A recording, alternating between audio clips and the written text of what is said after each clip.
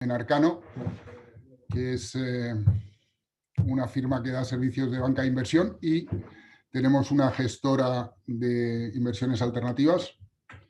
Formo parte de un comité que se ha creado en la Asociación Española del CFA Institute para dar a conocer y tomar acciones para dar a conocer mejor este asset class o varios asset classes dentro de lo que es inversiones alternativas. Como sabéis, hicimos una sesión introductoria el mes pasado y a lo largo de este año haremos presentaciones particularizadas para private equity, para venture capital, para deuda privada, para inmobiliario, y después del verano haremos una sobre infraestructuras. Hoy toca Private Equity y traemos a dos ponentes con mucha experiencia desde dos ángulos. Uno es Leopoldo Reaño, que es CFA. Leopoldo en los últimos 20 años ha trabajado como gestor de fondos que invierten en compañías privadas, que no están cotizadas, por lo tanto es un gestor de Private Equity. Ahora mismo está en DEA Capital, un fondo de la familia Agostini, e invierte fundamentalmente en el sur de Europa. Y antes trabajó en HIG y en Gala Capital, ¿vale? Y también incorporamos a la ponencia un punto de vista desde el inversor, ¿no? José Cloquel, que también es CFA, es responsable en Banca March de las inversiones para sus clientes en activos y líquidos, fundamentalmente compañías no cotizadas, tanto a través de fondos como coinversiones. Las coinversiones son inversiones que hacen partícipes que ya están en un fondo y que en algún momento el propio fondo quiere algo más de capital porque la política de inversión a lo mejor no le deja pasar de una determinada proporción del total de la cartera y recurre a sus propios partícipes para coinviertan directamente en esas compañías. Espero que sea útil la charla. Os damos las gracias por vuestra asistencia. Esto durará entre 45 y 50 minutos y si tenéis preguntas os pedimos que las hagáis a través del chat y que disfrutéis de esta charla, que esperemos que sea eminentemente práctica, en la que Leo y José pues, aporten su experiencia tanto como gestores y como inversores. Muchísimas gracias, Tino. Voy a compartir pantalla.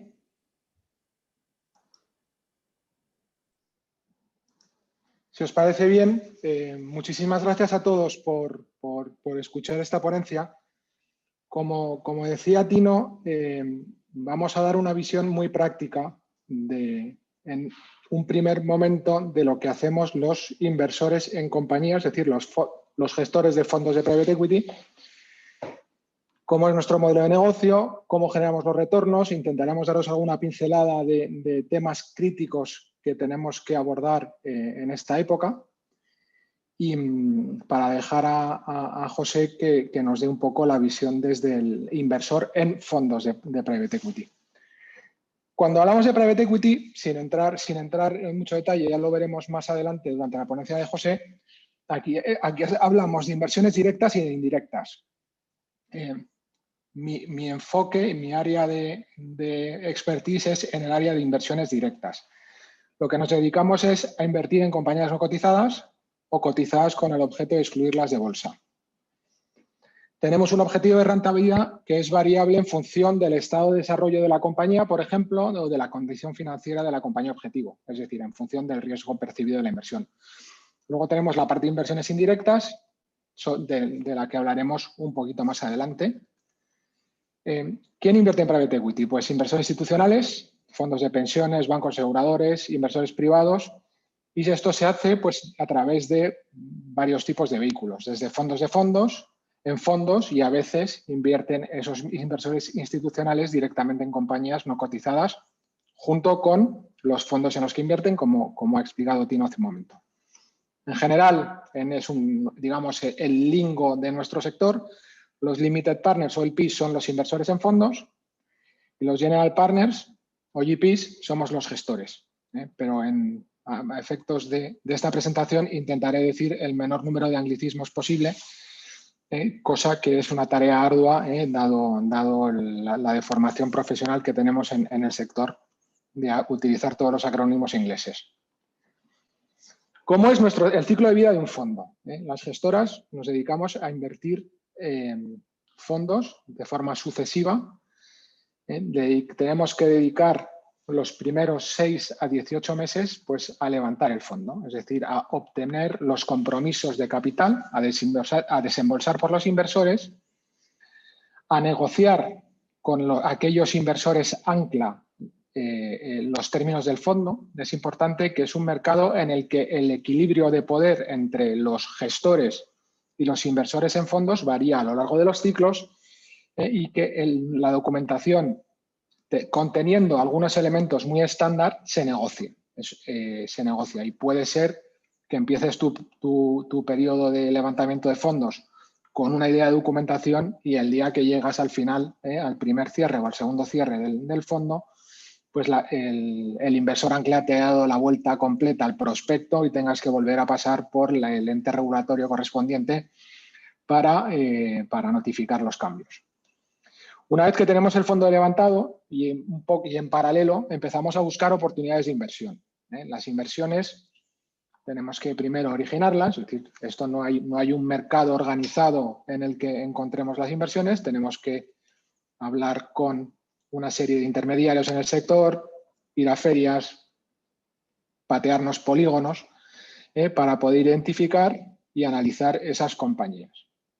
Una vez que tenemos las compañías identificadas, empezamos el ciclo de ejecución, que básicamente empieza por el análisis de las oportunidades, presentación de ofertas, negociaciones, presentaciones a comité, búsqueda de la financiación de terceros, el due diligence y la negociación de contratos y transacción. Esto sería lo que en los mercados cotizados se hace a través de los mercados organizados. Pues esto es bastante más manual. No hay tampoco, hasta que el blockchain nos saque de estos atolladeros, la realidad es que esto es muy, muy, muy manual y casi en algunos casos artesanal. Luego, una vez que hemos ido invirtiendo, y aquí pues tenéis el circulito, que es una vez que invertimos en una, invertimos en otra y vamos creando esta cartera. Una vez que hemos invertido en una o varias compañías, pues durante 3 o 5 años tenemos que gestionar esa cartera. En esos casos, ¿esto en qué consiste? Pues lo primero que consiste es en tener un papel activo en la administración de la compañía. Participamos, tenemos la obligación, en la mayoría de los casos, de participar en reuniones mensuales o trimestrales de consejo de administración. Y eso implica pues, recibir un paquete de información, estudiárnoslo y asistir a esas reuniones. También tenemos que buscar la manera de aportar valor a esas compañías en las que invertimos. Pues desde lanzar proyectos de mejora operativa, liderarlos o sponsorizarlos dentro del consejo de administración, a ayudar a esas compañías y esos equipos gestores con los que hemos invertido a crecer de forma inorgánica, por ejemplo, comprar otras compañías, buscar otros mercados, hacer joint ventures con empresas extranjeras del mismo sector para establecernos en mercados nuevos. En algunos casos tenemos que renegociar la deuda con el pool bancario porque el tamaño o el esquema de vencimientos ha quedado obsoleto. Bueno, pues es todo una mezcla. Aquí es donde nos quitamos el gorro de ejecutor y nos ponemos la gorra de consultor. Y luego el periodo de desinversión de cada una de las inversiones. Nos pararemos en unas páginas dentro de los procesos de desinversión, pero si el proceso de inversión en cada una de las compañías ha podido durar entre 6 y 9 meses, el de desinversión no va a ser menos y va a durar otros 6 o 9 meses y va a ser muy parecido en cuanto a carga administrativa, legal, negociación que una inversión. Y con esto, una vez que hemos hecho todos los círculos, hemos cerrado el círculo con todas las compañías, entre el año, una vez que hemos terminado el periodo de inversión, tenemos que pensar en levantar el siguiente fondo y volvemos a empezar. Volvemos a coger nuestro prospecto, volvemos a hablar con nuestros inversores. En este caso, una vez que ya has levantado el primer fondo, tienes tu pool de inversores con el que hablar y con el que negociar, y vuelves a levantar otro fondo. Y así, Dios mediante, pues hasta que se nos acabe el fuelle o que los inversores se cansen de nosotros. ¿Qué elementos clave yo creo que merece la pena destacar? Yo creo que hay dos cosas más importantes. Una es la estructura legal, son vehículos de inversión de tipo cerrado y en general los fondos directos están reservados a inversores profesionales. Pueden estar regulados, fondo de capital riesgo, sociedad de capital riesgo o no regulados. Pues estructuras en Luxemburgo o en otros países con un nivel de regulación probablemente un poco menor. En general, hay una separación entre el fondo y la gestora. Es decir, el fondo, los fondos están gestionados por una gestora o hay una management company, un general partner y un limited partner. Pero al final, en esencia, cada vez más las sociedades de capital riesgo, los vehículos autogestionados son más raros. Porque el tener la separación fondo-gestora permite, bueno, regulatoriamente es más simple y además permite que una misma gestora gestione varios fondos sin mezclar, digamos, flujos de caja ni patrimonios. Esto es en cuanto a la estructura legal. La retribución.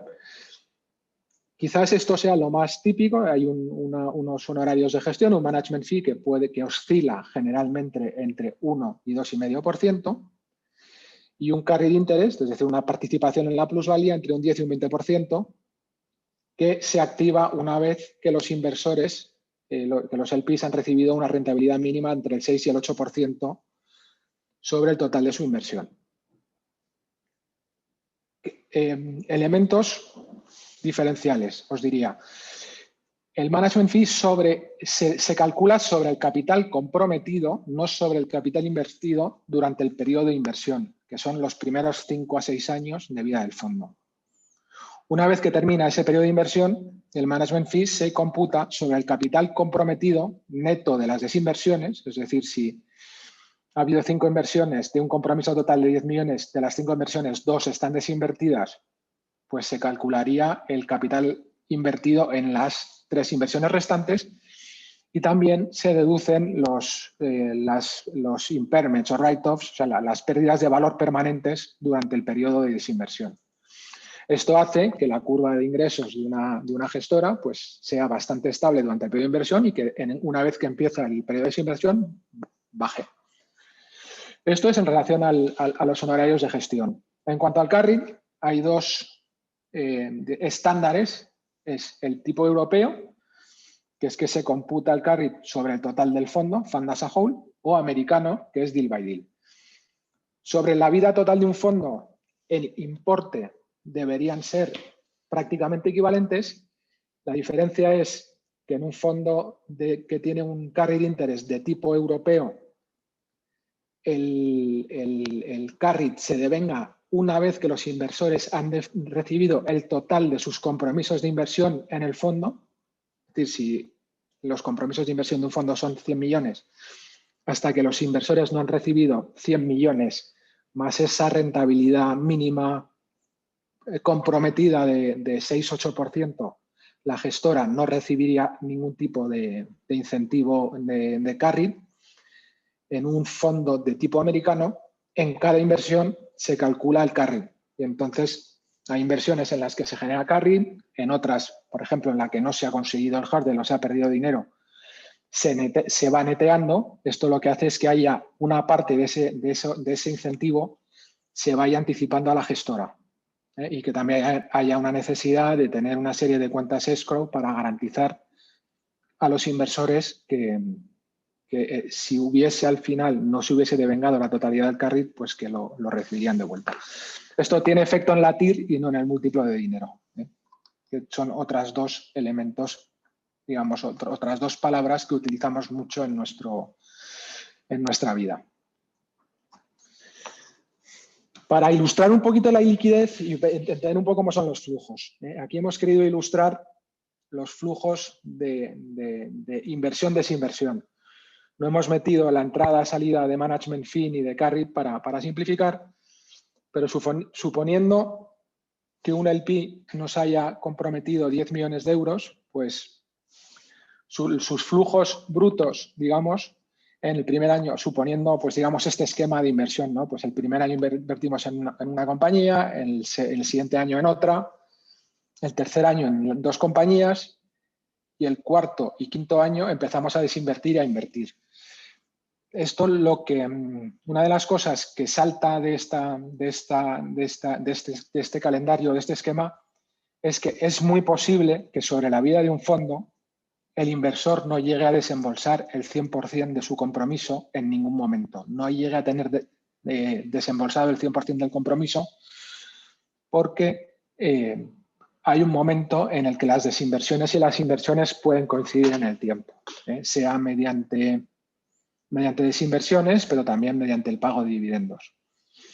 Esto, desde la óptica del LP, tiene varias consideraciones que hay que tener en cuenta. Pues, yo creo que hay LPs que saben que en promedio sus desembolsos efectivos son inferiores al compromiso total y tienden a comprometer más dinero del que son capaces de desembolsar, de forma a tener invertida el 100% de su asignación a capital riesgo. Porque podría ser, en este caso, por ejemplo, en el que no se llega a desembolsar más del 80%, pues si desde un punto de vista de construcción de cartera el inversor deseaba tener una exposición de 10 millones de euros a capital riesgo, pues su exposición máxima sobre el periodo de tiempo van a ser 8 millones.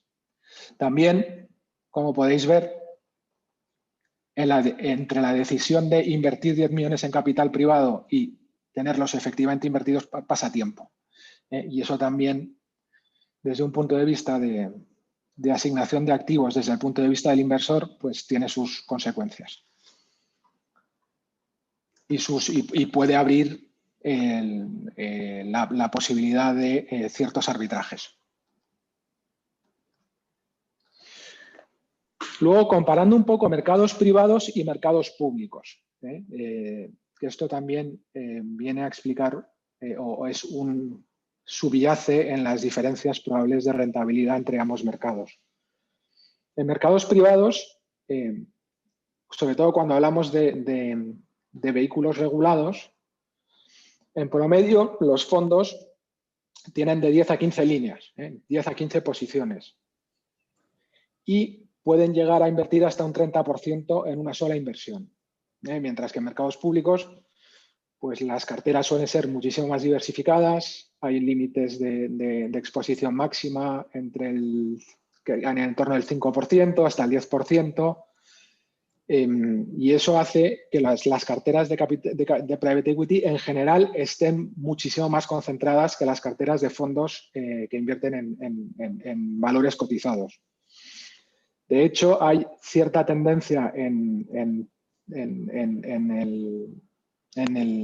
la comunidad inversora ahora mismo, incluso de buscar carteras mucho más concentradas en que puedan ser 3 o 4 activos. Lo que subyace es que la gestora va a dedicarle más tiempo y más cariño a una cartera más concentrada que a una cartera menos concentrada. También, desde un punto de vista práctico, como os decía, somos inversores activos, participamos en los consejos de inversión, los equipos, por definición, no son muy grandes. En una cartera de 10 a 15 posiciones tenemos 10 o 15 reuniones de consejo mensuales. Esto quiere decir que si son 15, pues la mitad de los días del mes tenemos a uno o varios profesionales reunidos con las participadas.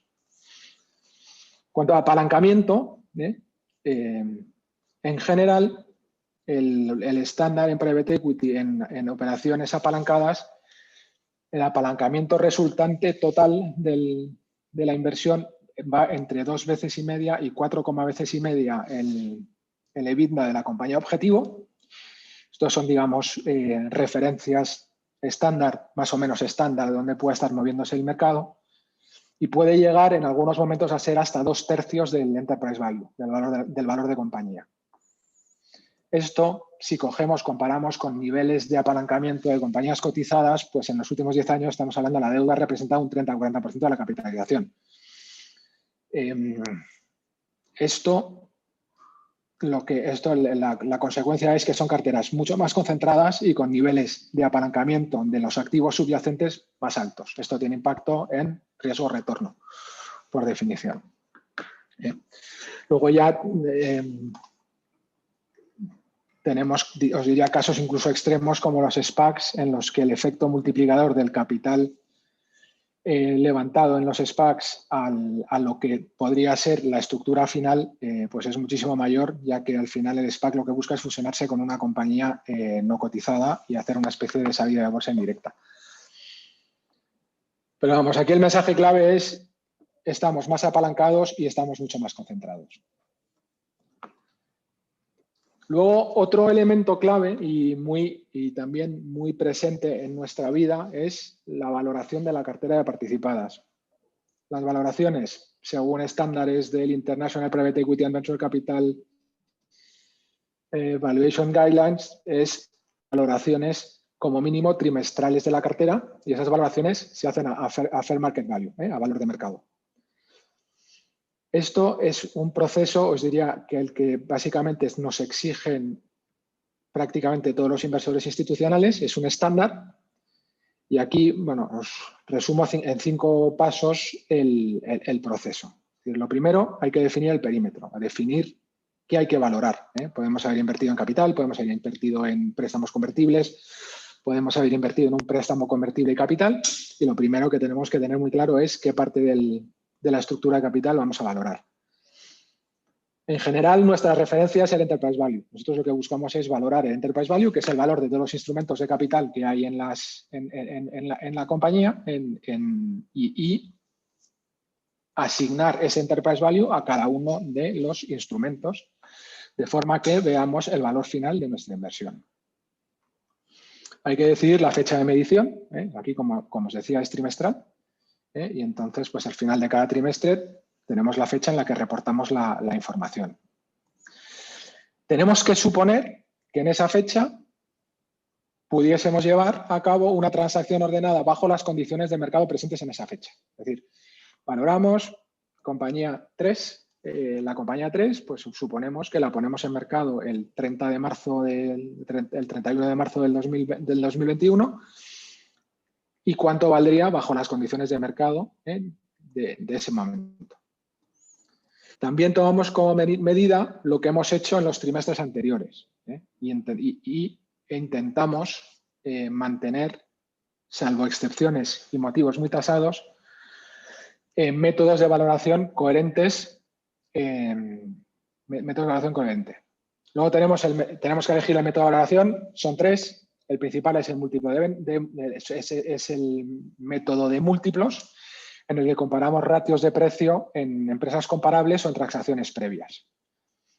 Luego podemos hacer un test de sanidad con benchmark de valoración en esa industria. Si estuviésemos valorando un operador de gasolineras, pues el benchmark de valoración típico es tanto por litro vendido. Pues tendríamos que utilizar ese benchmark para ver si el método de múltiplos nos está dando una valoración coherente.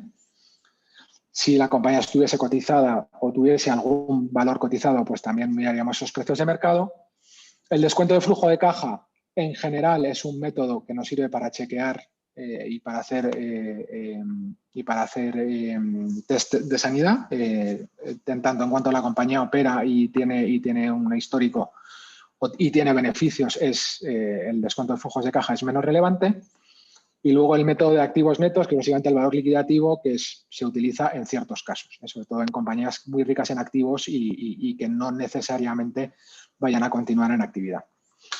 Luego determinamos el fair value, pues determinamos el enterprise value, le restamos la deuda financiera neta y luego de ahí llegamos al fair value de cada uno de los instrumentos. Y luego en todas las valoraciones pues tenemos que calibrar, ver las hipótesis que hemos utilizado, y ver si estas valoraciones son coherentes con las valoraciones que hemos hecho históricamente. Aquí tenéis un ejemplo de métodos de valoración. A ver si puedo hacer zoom. ¿Se puede hacer zoom aquí? No tengo tan claro. Bueno, aquí tenemos un método de transacciones comparables. Pues de aquí nos sale, oye, pues ¿por qué enterprise value se vende una compañía, cuáles son los múltiplos de ventas y de EBITDA implícitos. Esto nos da un rango de múltiplos y esto luego lo aplicamos a la compañía que estamos intentando valorar y de ahí nos sale ese enterprise value. Aquí tenéis un ejemplo de DCF muy básico. Y luego el método de los net assets, que como os decía es un método también secundario que en muchas ocasiones lo utilizamos como valoración, digamos, de escenarios más negativos. Es decir, oye, si nos va mal y tenemos que liquidar la compañía, pues, ¿qué valor nos quedaría, no? La creación de valor, voy un pelín despacio, así que voy a intentar no enrollarme demasiado en las próximas páginas. La creación de valor, porque al final nosotros invertimos y partimos en la gestión para generar algo de valor. Tenemos palancas primarias, que son las mejores operativas, que es crecer las ventas y ser más eficiente en costes. Tenemos otra palanca que es al apalancamiento, es decir, oye, utilizamos deuda para pagar parte del precio, utilizamos los cash flows de la compañía, principalmente tanto el cash flow de la compañía para repagar su propia deuda y los dividendos para pagar la deuda de adquisición, y luego tenemos la ventaja del tax shield sobre los impuestos, que también pues, tiene cierta contribución al valor. Y esas son, digamos, crecimiento, mejora de márgenes y apalancamiento son nuestras digamos, palancas primarias, y luego, pues, arbitraje de valoración. Hay veces que tenemos la inmensa suerte de poder comprar en un momento de mercado o en una situación de mercado a múltiplos más bajos y podemos vender a múltiplos más altos. Y luego, si diversificamos las compañías, compramos una compañía pequeña muy concentrada en un mercado o en un producto y somos capaces de diversificarla, normalmente al cambiar el perfil de riesgo mejoramos la valoración. Esto es un análisis de creación de valor ex ante, hecho antes de una inversión, en el que partimos del precio de entrada, atribuimos el crecimiento, cuánto valor va a generar el crecimiento del EBITDA, cuánto nos va a generar el ahorro de costes, cuánto valor vamos a generar por desapalancamiento. En este caso era una inversión en la que invertíamos en un proceso de subasta a un múltiplo elevado y por lo tanto pensábamos que íbamos a vender más barato, y teníamos aquí, en vez de tener creación de valor, teníamos destrucción de valor por la caída de múltiplo. Y aquí había unos pagos en salida porque eran los incentivos al equipo gestor, que normalmente los equipos gestores de incentivado, y el resultado final era que multiplicábamos a priori por 2,7 veces nuestra inversión. No os voy a decir cuál fue el resultado final, pero fue diferente, parecido y sobre todo mucho más tarde de lo que pensábamos. En cuanto a las desinversiones, pues aquí hay esto seríamos un poco el abanico de posibilidades de desinversión. Desde la venta negociada hasta la venta distress, pues pasando por una venta a otro capital riesgo, que sería una venta secundaria. La salida a bolsa, que esto es cada vez menos relevante porque cada vez, yo cuando empecé a trabajar en capital privado hablábamos de que para llegar a salir a bolsa había que tener 300 millones de euros de capitalización. Ahora el mínimo es muchísimo más y al final, con la liquidez que hay en el mercado secundario de private equity, pues es menos probable una salida a bolsa que una venta a un secundario. El recap, que también es una manera que tenemos de generar liquidez, que es pagarnos dividendos, apalancando o no apalancando la compañía para hacer ese recap. Las recompras, hay veces que te recompra el socio con el que has invertido. Y la venta distress, que estos son cosas que a veces ocurren, que es situaciones en las que la inversión no va bien y se la acaban quedando los acreedores. En cuanto a retornos, yo creo que José se explayará más. Yo creo que aquí los mensajes es que hay, en general, el objetivo de rentabilidad en private equity es multiplicar por 2 el capital en 3 o 5 años. Y aquí esto es la media, que los múltiplos de inversión, es decir, las rentabilidades por sectores varían y que según los ciclos también, es decir, que no se distribuyen de forma homogénea ni a través de los sectores ni en tiempo, que tienden a comparar de forma positiva con los mercados públicos, y esto también es un elemento con el que convivimos muy a menudo es que hay una diferencia muy grande entre la mediana, los fondos que están en el top 25% del sector y los fondos que están en el bottom, o sea, en el cuartil, en el último cuartil. Es decir, en promedio, si la media son 2 veces multiplicar por 2 nuestro capital, pues los fondos que están en el top 25% hacen 3 veces el capital y en cambio los que están en el 25% de abajo consiguen a duras penas recuperar capital. Y esto lleva a que es muy importante la selección de los fondos en los que inviertes y la importancia del trabajo que hacen los LPs. Aquí os ilustramos un poco la TIR, la relación entre TIR y cash on cash, es decir, si multiplicamos por 2 en un año es un 100% de rentabilidad, si lo hacemos en 10 años, pues no llegaremos a cubrir esa rentabilidad mínima comprometida, ese hurdle. Aquí, esto es un ejemplo, se llama esto real, esto es cómo presentaba Blackstone en 2011 su rentabilidad y pues cuánto capital has invertido, por cuánto has multiplicado ese capital, cuál es la TIR bruta, cuál es la TIR neta. La diferencia entre la TIR bruta y la TIR neta os podéis imaginar que es son los honorarios, tanto el management fee como el carry. Y distinguimos entre inversiones realizadas o realizadas parcialmente, es decir, de inversiones en las que ha habido movimiento de cash, y todas las inversiones que incluye también las inversiones en las que la valoración es un mark to market sin que haya habido intercambio de cash. Esto es un análisis que nos gusta hacer regularmente, que es los datos de la cartera. Y además os aconsejo que vayáis a la página web de CalPERS, porque tiene el histórico desde el año 92, con todos los fondos en los que han invertido, la rentabilidad que han conseguido. Y aquí es muy, muy interesante ver pues, que entre los ciclos malos y los ciclos buenos, aquí estamos marcados en rojo años en los que ha habido crecimientos bajos. Normalmente, durante estas añadas, acabamos viendo añadas en las que las rentabilidades son relativamente mejores, cosa que es bastante contraintuitiva, pero la realidad es que durante esas añadas tenemos la ventaja de invertir en compañías con beneficios lejos de máximos y con los múltiplos lejos de máximos, y por lo tanto en el siguiente ciclo somos capaces de vender beneficios más altos con múltiplos más altos. Aquí en esta columna, para mí es lo más relevante cuando miro la evolución, es qué porcentaje del valor de lo invertido en estos ejercicios ha sido realizado. Y como podéis ver, a fecha de este análisis, que fue fue el año pasado, durante el primer trimestre, los fondos, por ejemplo, invertidos en el año 2016 solo habían devuelto el 15% del capital. Es decir, aquí esta rentabilidad del 11% es teórica, no es práctica. Yo cuando miro la rentabilidad de una cartera de capital riesgo, miro la rentabilidad cash invertido, cash recibido, porque aunque pensemos que todos los trimestres el ejercicio de valoración se haga pensando que se puede llevar a cabo una transacción ordenada, la realidad no es así. Esto es, por definición, un activo líquido. Si quieres vender una compañía vas a tardar de 6 a 9 meses.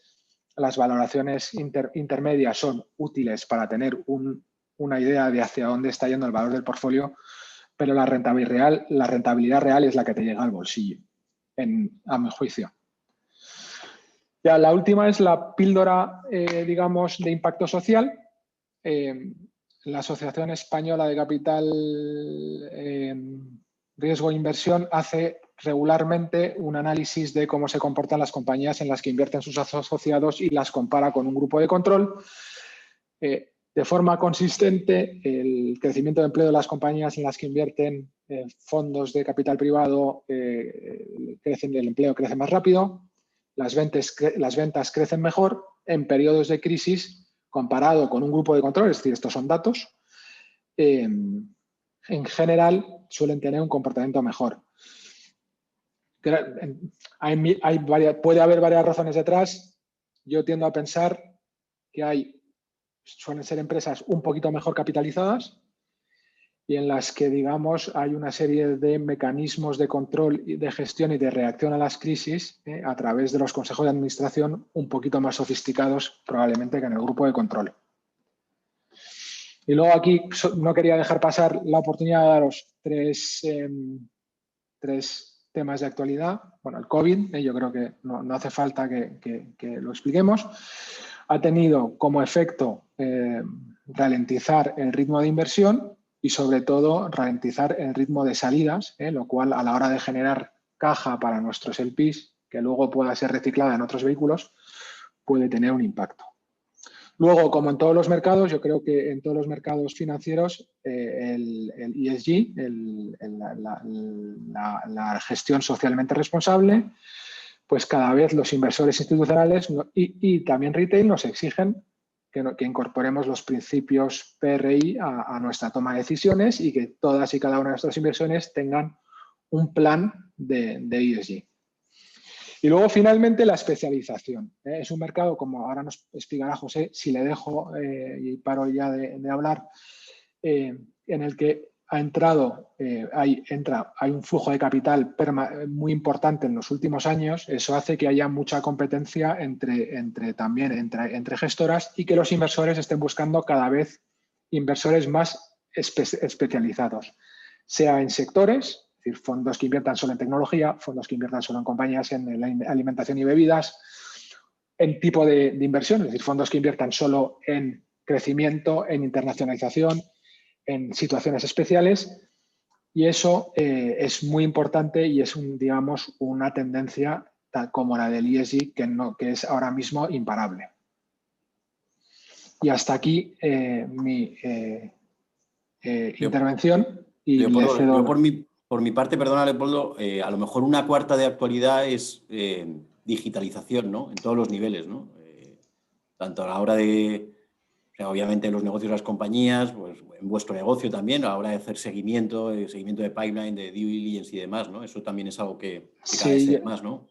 Sí, la digitalización yo creo que forma parte de las genéricas de la ley que tenemos que cumplir ahora a la hora de participar en la gestión de nuestras participadas, y también en parte está dentro de la especialización. Es decir, cada vez los fondos tenemos que tener especialistas y especializarnos en cómo aprovechar esa digitalización para crear valor en nuestras participadas.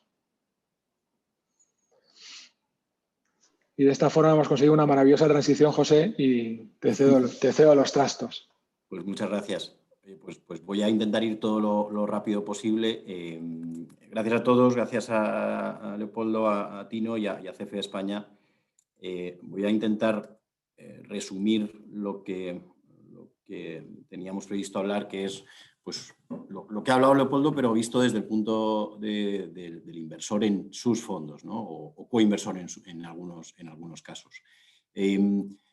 Como decía Tino, yo soy responsable de lo que nosotros llamamos en el grupo, en Banca Marc, coinversión, que es no exactamente como lo entiende el mercado privado el aspecto de coinversión, que normalmente se entiende por inversiones junto a lo que ha denominado Leopoldo GPs o inversores en compañías, que tú participas junto a ese GP, sino que casi siempre junto a este tipo de inversores, junto a GPs, pero siempre en las que nosotros ponemos también nuestro capital, ¿no? Es decir, que invertimos para nuestros inversores, pero también invertimos nuestro propio balance en compañías, en fondos o en activos reales, que también hacemos, ¿no? Voy a pasar muy rápido porque entendemos por private equity o capital riesgo, porque lo ha definido perfectamente Leopoldo. Esto está tomado directamente del texto de CFA, que en nuestra época, pues la verdad es que casi ni se veía, pero ahora sí que está, obviamente, y bueno, pues ya sabéis que invertir en capital riesgo es participar en capital de compañías o bien no cotizadas o bien cotizadas con idea de sacarlas de cotización, más allá de lo que, bueno, luego hablamos si queréis también un poco del fenómeno SPACs, ¿no?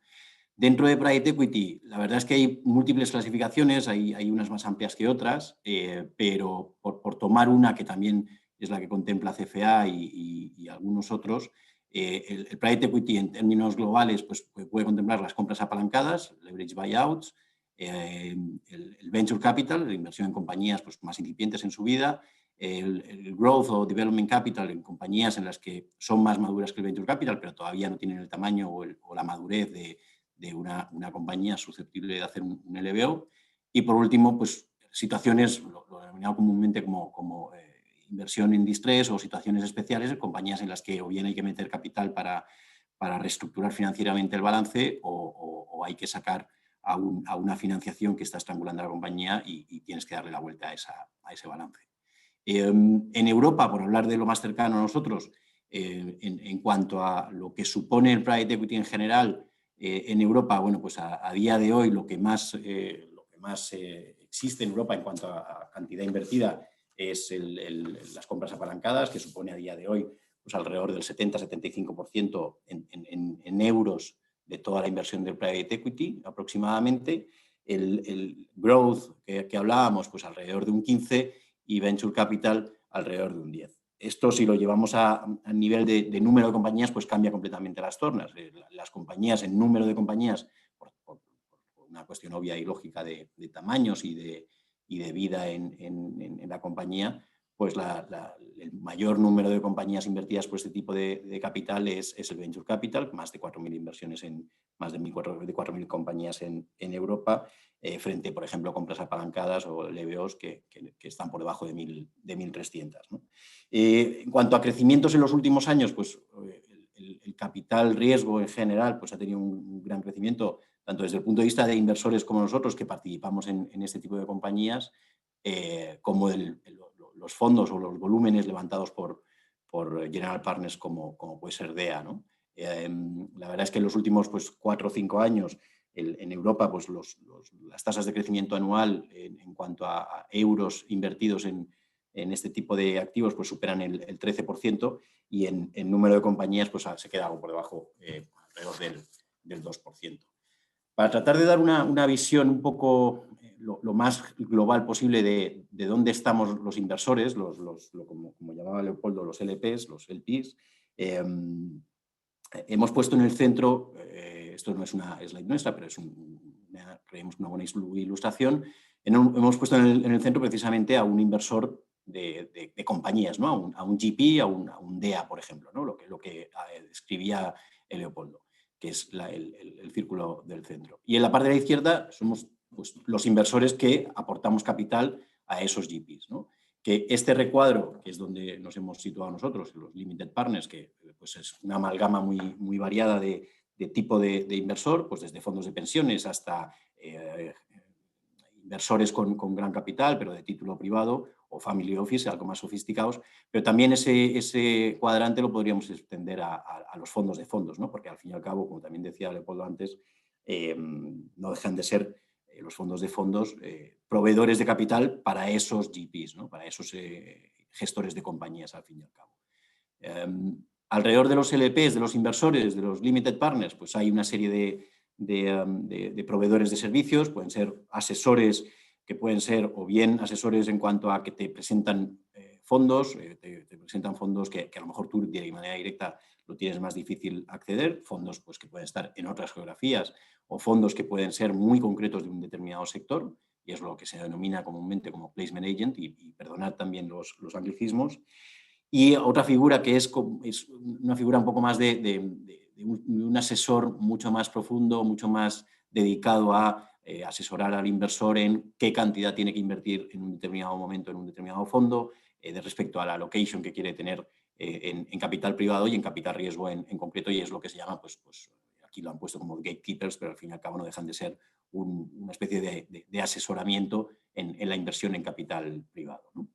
Y al final, pues el GP no deja de hacer pues, lo que contaba, ¿no? Invertir en compañías que tienen a su vez pues, proveedores de financiación, normalmente a través de bancos o también a través de fondos de deuda que bueno, ya se tratará en otra de las sesiones, pero que es otro de los activos dentro del mundo del capital privado.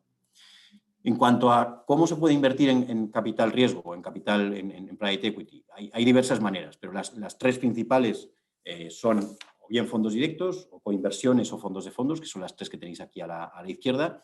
Estos porcentajes que veis aquí esto surge de una encuesta de Preqin, que es una especie si queréis, Bloomberg de los mercados privados.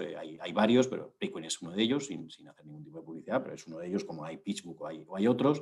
Y entonces es una encuesta que hacen a final del año pasado, de 2020, en la que decían, oye, le preguntan a los inversores que para los próximos 12 meses cómo iban a destinar, cómo iban a encauzar sus inversiones en capital riesgo, a través de qué tipo de vehículos, ¿no? La normal o la más directa o la más común es la de fondos directos, es decir, hacer un compromiso, asignar un compromiso a un GP, a alguien como Leopoldo, que es algo más del 60%, como veis aquí.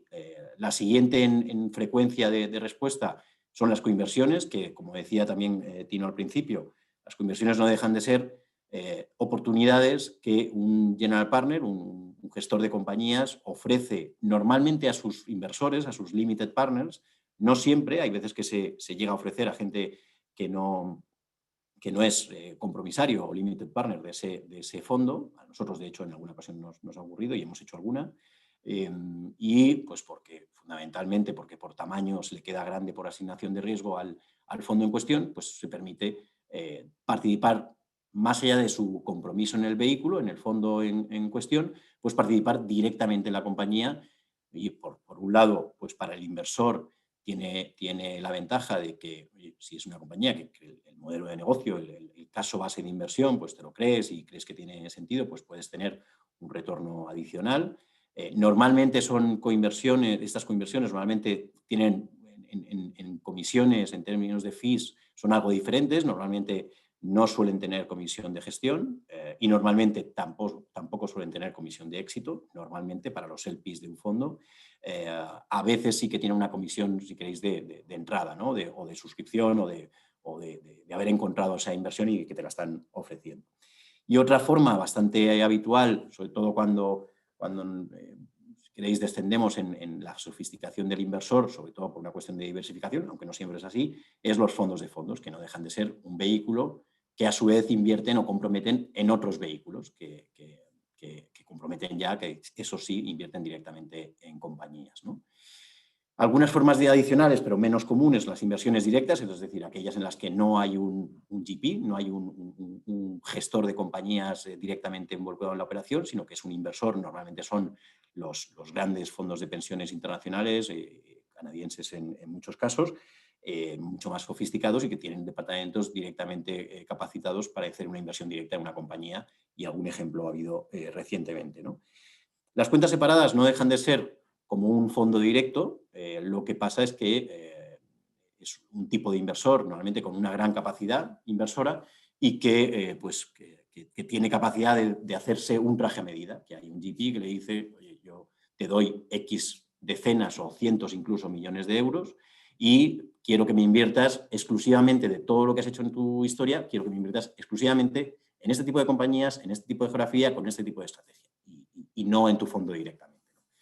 Y la última, pero bastante menos común en nuestra opinión, es los fondos cotizados, ¿no? En Reino Unido hay varios, los investment trusts, pero la verdad es que no es tan común. Aquí podríamos hablar de una adicional, ¿no? Que son los SPACs, tan de moda últimamente y que en Estados Unidos, pues como sabéis, están saliendo pues prácticamente todas las semanas, y que en Europa también existe esta figura y que en España pues está habiendo mucho debate, ¿no? El supervisor diciendo que ya está capacitado y que la ley te lo permite, y los que tendrían que montar esos SPAC diciendo que tal y como está la ley es complicado, ¿no? Aquí, si me permitís, y perdóname porque no me quiero extender demasiado, pero aquí, si me permitís, ¿cuál es nuestra visión de los SPACs? Y ya me lanzo. Pues nuestra visión de los SPACs es que está muy bien, es una manera de darle liquidez a una compañía no cotizada, no se deja de ser un vehículo especial de adquisición de compañías que lo que hace es empezar a cotizar y absorber a una compañía no cotizada. ¿Qué sucede? ¿Cuál es el punto, un poco de controversia? Es que si ese SPAC lo ha lanzado un general partner, un GP, al que tú le has hecho un compromiso para invertir desde su fondo en otras cosas, si va a destinar esfuerzos a ese SPAC en lugar de a tu fondo, pues te quedas un poco sorprendido, ¿no? Por lo menos. Pero bueno, eso lo dejo para debate, si os parece. Y luego hay una creciente, bueno, esto ya existe desde hace años, pero es los fondos de secundarios, que al final no dejan de ser vehículos, serían un fondo, es una especie de fondo de fondos, pero lo que hace es, en lugar de hacer un compromiso a un fondo primario, a un fondo directo de manera inicial, lo que hace es ir comprando participaciones en fondos, pero que no es en el momento inicial de levantamiento de capital que explicaba antes Leopoldo, sino que es, pues puede provenir de un inversor de otro fondo que decide salir, por la razón que sea. Bueno, pues hay un fondo de secundarios que tiene capacidad de tomar ese compromiso, y es un compromiso en un fondo que ya tiene una vida avanzada, que ya puede tener una serie de inversiones en cartera, que ya puede tener incluso alguna desinversión, y que es una manera de invertir en capital riesgo que complementa a las inversiones en fondos primarios o fondos directos, y que últimamente pues cada vez va cobrando más importancia, ¿no? De hecho, pues en los últimos 20 años pues la tasa de crecimiento anual compuesto supera el 7% en términos de AUMs de los fondos secundarios, ¿no? Por poner un poco en perspectiva qué es el capital riesgo dentro de lo que hemos querido definir como mercado. El mercado entendiendo toda clase de activos, líquidos, no líquidos, monetarios, materias primas, absolutamente de todo lo prácticamente computable. Bueno, pues el capital riesgo supone alrededor del 2-4% del mercado, y esto supone una subida desde hace 10 años de alrededor del 9% en términos de tasa anual de crecimiento compuesto. Es decir, que creemos que le queda mucho camino por recorrer. Es verdad que nos adentramos, ahora lo vemos también, en una época que ya veremos qué pasa con los tipos de interés, pero que las perspectivas es que la importancia de las inversiones en capital riesgo pues sea cada vez mayor, ¿no?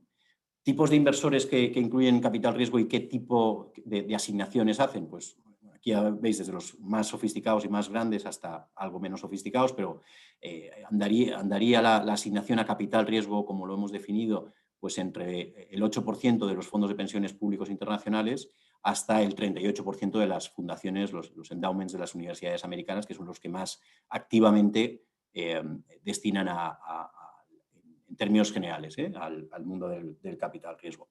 Si queréis por parar con lo que nosotros hacemos, bueno, pues nosotros los activos y líquidos en general suponen alrededor del 10% de todo lo que hacemos, tanto para inversores como para nuestro balance, aunque en nuestro balance hay cosas, o hay, si queréis, unidades diferentes y es un poco más difícil de analizar. Y de ese 10%, alrededor del 75% está destinado a capital riesgo, tal y como lo hemos definido hoy, ¿no? Así que, pues, en nuestro caso, estaríamos hablando alrededor del 7,5%. ¿Qué busca un inversor en fondos de capital riesgo? O un inversor que quiere tener exposición a este tipo de activos, ¿no? Pues yo creo que hay tres fundamentales, ¿no? Y esto es, de nuevo, resultado de esa encuesta que os mencionaba antes, ¿no? de grandes inversores internacionales. El principal es diversificación, que es más de un 70% de los que responden. En primer lugar, su primera razón es la diversificación. En segundo lugar, es, pues si queréis, nosotros lo hemos identificado como ALBA, ¿no? Como alfa, es el retorno ajustado al riesgo, que supone alrededor del 40-50%, y otro 40-50% para retornos altos. Entendidos retornos altos, pues también, como hablaba antes Leopoldo, por encima de los mercados públicos. Y aquí una pequeña mención rápidamente a la correlación, ¿no? La baja correlación con otras clases de activos, que aquí incluso en esta encuesta pues se habla de alrededor del 20% de los que responden dice que buscan también la baja correlación. Nosotros aquí, y también lo veíamos antes en la slide de CalPERS, y esto creemos que es algo que hay que tener mucho cuidado.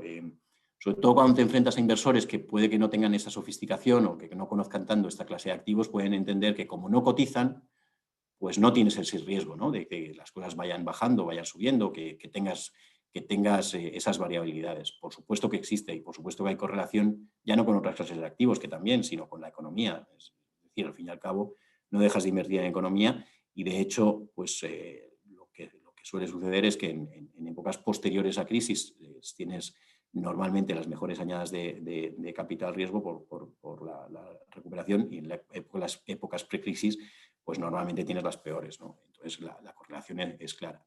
Diversificación, muy rápidamente, y esto es, oye, datos de mercado.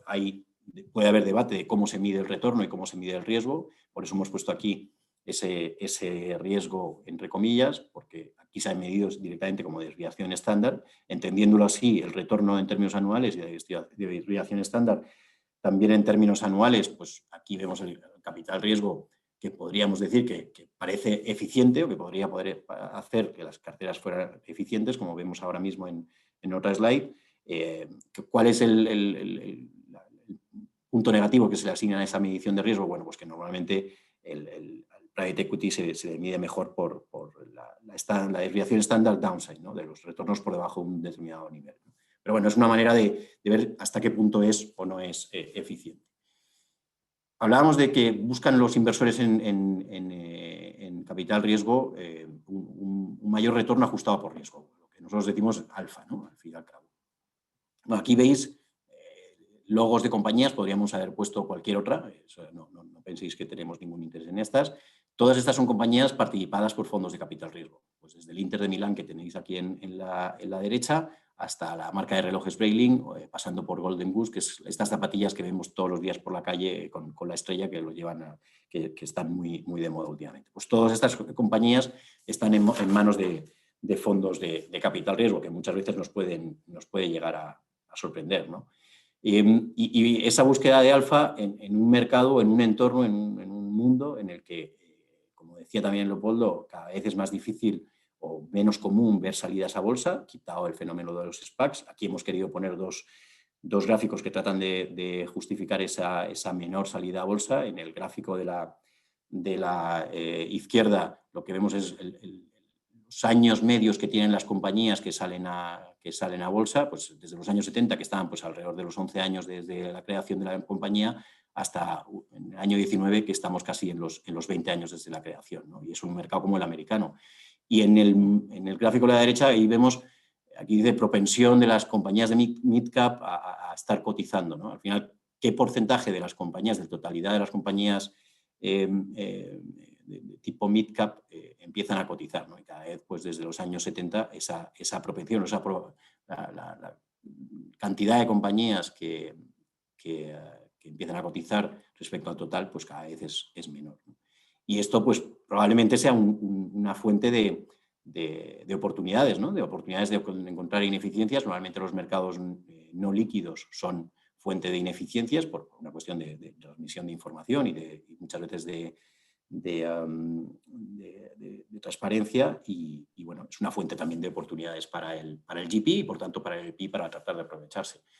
En cuanto a mayor retorno en términos generales o en términos absolutos, pues visto en largos plazos, con todos los, si queréis, los disclaimers que queráis, y siempre habrá, si queréis, ciclos que puedan decir lo contrario, oye, pero cogiendo un ciclo suficientemente grande, en este caso de 18 años, pues sí que parece que en términos absolutos, pues sí que ha habido una prima, o existe esa prima en los activos ilíquidos y en concreto en el private equity respecto a los mercados líquidos, ¿no? Nosotros, de hecho, pues creemos en esa prima. De hecho, lo que tratamos de hacer es compartir con nuestros inversores esa prima de liquidez y que lo llevamos haciendo para nuestro balance desde hace pues, prácticamente ya un siglo, ¿no? Y algún objetivo más, y con esto ya termino con los objetivos y trato de dar término a la conferencia por mi lado. El primer punto es una cuestión muy española, muy de nuestro país, a raíz de cómo se vehiculiza, qué dice la regulación, tanto la regulación financiera como la regulación tributaria, respecto a una de las maneras de vehiculizar, que es SCRs, que es la capacidad que tienen de los FCRs también, pero los SCRs todavía, si queréis, es rizar el rizo todavía más si lo invierte un determinado tipo de inversor y una determinada cantidad de ese vehículo, del SCR. Eso no tiene por qué ser replicable en otros países, pero en España sí que lo es y, de hecho, pues puede ser una fuente de un pequeño problema, porque si tú solo haces inversiones teniendo en cuenta esa atractiva fiscalidad y te dejas de lado otro tipo de análisis, y hemos visto de todo, como yo creo que habréis visto todos, pues la verdad es que te puedes llevar a un susto en el futuro, ¿no? El match de obligaciones a largo plazo, y perdonad por el anglicismo, es tratar de cuadrar, ¿no? Yo tengo una obligación en el largo plazo de pagar a un beneficiario de no sé, una mutualidad, un fondo de pensiones, como lo queráis ver. Bueno, pues las inversiones ilíquidas, en términos muy amplios y generales, y en el capital riesgo en concreto, a pesar de que no tienes certeza de cuándo vas a tener que ir aportando y cuándo vas a tener que las distribuciones, pero sí te dan esa capacidad de tratar de aprovechar ese tipo de inversiones en el medio plazo, ¿no?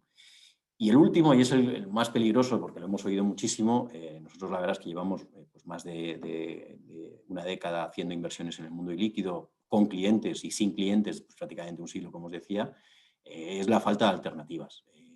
Esto nos da bastante miedo, la verdad.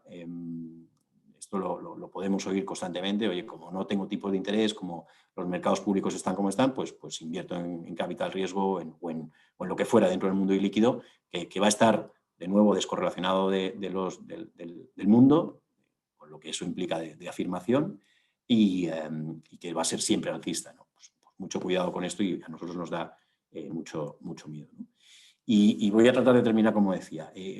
Oye, estos son, de nuevo, datos empíricos. Se podrá medir la desviación estándar de otra manera o no, pero oye, datos de las cinco principales fundaciones universitarias americanas que son tradicionalmente unos grandes asignadores activos y líquidos. Entonces, oye, la evolución de sus carteras en 10, 15 y 20 años, comparándolo con una cartera sin activos y líquidos, ¿no? Que es la barra gris. La barra verde es esas carteras de las fundaciones americanas que tienen alrededor del 25% en el mundo del capital riesgo. Y en el medio y largo plazo, pues sí que parece, si hacemos ese ratio entre rentabilidad frente a volatilidad, pues sí que parece que hay una cierta eficiencia, ¿no? de introducir los activos y líquidos en las carteras tradicionales, ¿no?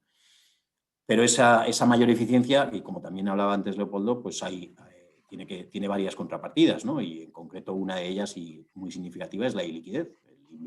El inversor que incluye este tipo de activos tiene que asumir que, a pesar de que no aporta el compromiso al 100% en el momento inicial, pues que desde que lo vaya aportando, normalmente hasta el año 6, 7, y esto es una cartera simulada que incluye tanto fondos primarios como secundarios como coinversiones, que normalmente tiene un perfil algo más suave de esto de cash flow acumulado, esta línea que llamamos normalmente curva J, pues a pesar de eso, pues normalmente hasta el año 7 aproximadamente y esto es una mera simulación, no va a hacer break-even, no va a haber recuperado su capital, ¿no? Y esto es algo que hay que tener en cuenta. Y una cosa muy importante, igual que en el mundo líquido hay dispersión entre gestores, porque existe, pero en el mundo ilíquido esa dispersión está absolutamente exacerbada, ¿no? Al fin y al cabo, esto lo que trata de reflejar son, en cada una de las subclases de capital riesgo, si queréis, es las diferencias. Esto sería el máximo, el mejor cuartil, y esto sería el tercer cuartil, ni siquiera el mínimo, las diferencias entre retornos en términos de TIR y aquí en términos de múltiplo, y la media de esa añada, ¿no? De esa clase de activo en términos de TIR. Y la verdad es que las dispersiones dificultan muchísimo a la hora de elegir GPs y clases de activos en concreto, porque y además, por otro lado, pues la persistencia de un GP que hoy ha estado en primer cuartil, acabar en la siguiente añada en primer cuartil, pues no siempre sucede. Es verdad que matemáticamente, pues muchas veces sí que existe esa persistencia, pero no es 100% el caso, ¿no? Y luego las oportunidades. Es decir, hay en Europa cientos, en Estados Unidos miles de GPs, de gestores de inversión en compañías. A esto se añade además que en muchos casos ya no solo que tú elijas al que crees que tiene una trayectoria que es la correcta, que ha invertido en un determinado tipo de sector y de una determinada manera y con una determinada estrategia y es la correcta, pero muchas veces ni siquiera puedes entrar, ni siquiera puedes invertir porque están sobresuscritos. Esto en el mundo líquido no es tan común, pero en este mundo es muy común, ¿no? Termino ya. Nosotros, la verdad es que para comparar inversiones y para elegir, muchas veces nos fijamos mucho en el múltiplo, es decir, cuántas veces repites tu dinero, cuántas veces recuperas tu dinero. La TIR está muy bien, pero como también señalaba Leopoldo en esa curva, cuando ese cash on cash de 2 veces empieza a irse pues en plazos, la verdad es que es interesante ver cuántas veces has recuperado tu dinero, ¿no? Y un punto muy importante, no voy a pasar por todos, es cómo ha hecho tu gestor o ese gestor en compañías, cómo ha hecho su retorno. Antes también lo mencionaba Leopoldo. Lo ha hecho porque ha comprado barato y ha vendido caro en términos de múltiplo, esa expansión de múltiplo viene explicada porque ha habido un cambio en la compañía y la has convertido en una compañía de menos riesgo. Tu retorno viene porque has sido capaz de mejorar los márgenes. Bueno, hay una serie de cosas importantes. Y luego los puntos negativos, si queréis, y termino. Ahora sí. Alineación entre GP y LP, eso es muy importante, lo mencionaba también Leopoldo. Ya no es solo si el GP pone dinero de su bolsillo como inversor, que para nosotros es fundamental, nosotros ponemos nuestro dinero y creemos que es muy importante que el GP esté alineado, pero es en el funcionamiento también del carry, ¿no? Que el carry realmente se recupera al final y que no haya, pues si queréis meter la mano en el escrow account, que en algunos casos se ha visto, ¿no? Y esto es importante. Y por último, las fees ocultas. Cosas que suceden, esto normalmente sucede en los vehículos mucho más grandes y los grandes del mundo, pues que hay fees desde ayudar a la compañía a hacer una emisión en mercado y por eso hay una fee por ayudar a la compañía a fichar un CEO y por eso hay una fee y al final pues no sabes realmente lo que estás pagando y lo que estás generando de retorno a tu inversión. Y con eso termino porque esto yo creo que lo hemos mencionado durante la presentación. Muchísimas gracias, Leo y José. Muchas gracias sobre todo por el tiempo que habéis puesto en preparar estas presentaciones magníficas que nos ha permitido a todos entender mejor este asset class. Nos hemos ido un pelín de tiempo, pero bueno, si me permiten los ponentes, se pueden poner alguna pregunta si queréis a través del chat y si no, pues damos por concluida la presentación, agradeciéndoos a los ponentes y a vosotros vuestra presencia. Veo que hay una, así que cualquiera de las dos los puede coger. Pues, no sé, Leopoldo, podemos dar las dos visiones, ¿no? Si te parece. Perdona, sí, como prefieras empezar, José. Pues, si quieres la nuestra, es que, sin duda, es uno de los retos. De hecho, estaba en la última slide esos múltiplos, esas valoraciones, ¿no?, que se están dando hoy, pues es uno de los retos a futuro, ¿no? ¿Qué sucede de aquí a futuro si los GPs serán capaces de hacer rentables inversiones con estos múltiplos? De hecho, yo en la última slide ponía que el 17%, a ver, perdonadme, lo tengo por aquí, el 17% de los GPs estiman que las compañías tienen todavía capacidad de incrementar valoraciones. O sea, si el 17% estima esto, pues, por la contraria, pues sí, hay preocupación sobre las valoraciones. A efectos prácticos, cuando te encuentras en una situación en la que tienes que pagar una valoración exigente, pues porque el activo está muy demandado, porque tiene mucho crecimiento esperado, mucho histórico y mucho esperado, nosotros lo que intentamos hacer es intentar diferir en el tiempo y condicionar todo lo que podamos. Y ahí depende un poco del entorno competitivo de la operación y de cómo esté asesorado la operación y de que, digamos, la fuerza competitiva. Mediante estructura, pues, de pagos diferidos contingentes o cualquier tipo de sofisticación que se nos pueda ocurrir en ese momento, pues buscamos darle al vendedor el precio o a la compañía, en el caso de que sea una ampliación de capital, dar la valoración esperada para poder hacer la operación, intentando proteger de alguna manera el valor de nuestra inversión en caso de que no se cumpla el plan de negocio. Y eso suele ser un mecanismo que tenemos, que intentamos implementar y que no siempre conseguimos.